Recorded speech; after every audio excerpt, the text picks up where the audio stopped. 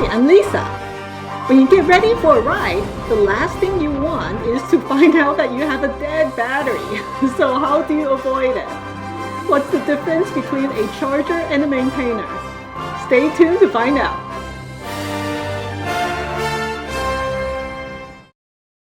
Hi, this is Becca, my 2019 Ryker rally that gives me so much joy that I want to keep her in top shape. And this is my hubby's ride, who made a recent trip to service, and the mechanic was so impressed that the 5-year-old battery is still healthy. So how did he maintain it? I want to copy and do the same for my Becca. He keeps it connected to a battery maintainer that is connected to that wall outlet. So let's go take a look at where the battery is in the Ryker. First, remove the hood, and here's the battery. So here's my setup. I have a battery maintainer. So this is both a charger and a maintainer. The difference between a charger is that a charger constantly charges. A maintainer, a unit like this, has a little bit more complex circuitry so that it will detect when the battery needs charging, and once the battery is full, it will stop charging. So if you constantly charge a battery and it overcharges, there's a potential to damage the battery. And knowing me, I'm likely to do that. So it's important for me to get a maintainer that has a little bit more brain and can detect when it needs to stop. So with something like this, you just need to make sure that you get one that is designed for a motorcycle so that it's the appropriate size.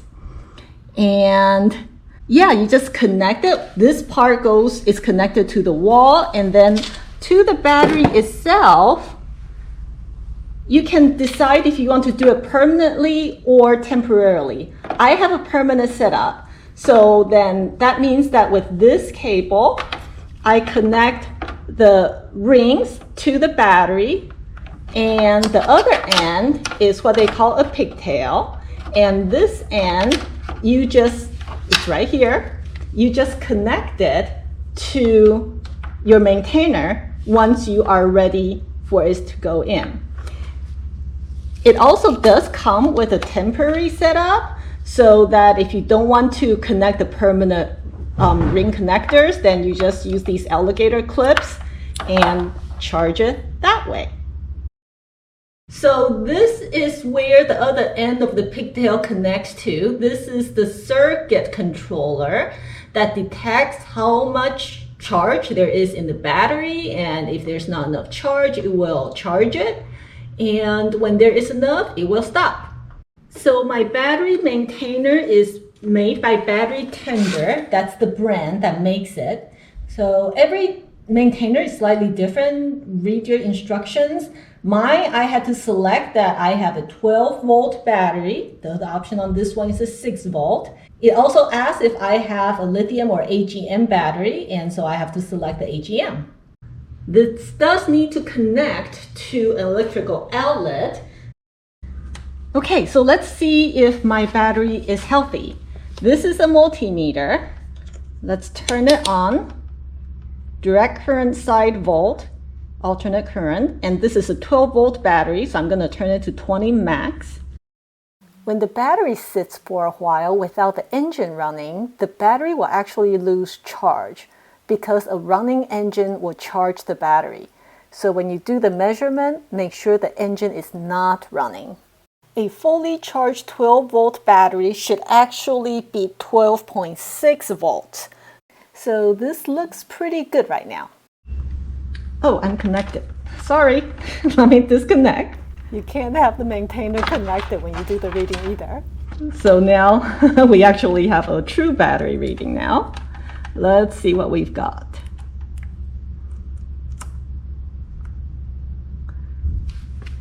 And that still looks good.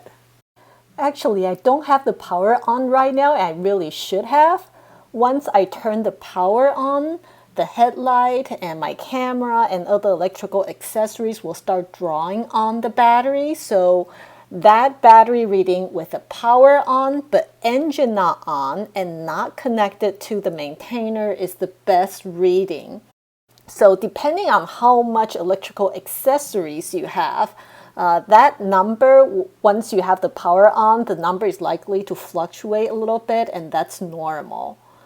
Your battery does not necessarily have to be fully charged all the time, but if it dips below 12.3 volts or so, then you run the risk of not having enough charge to turn on the engine.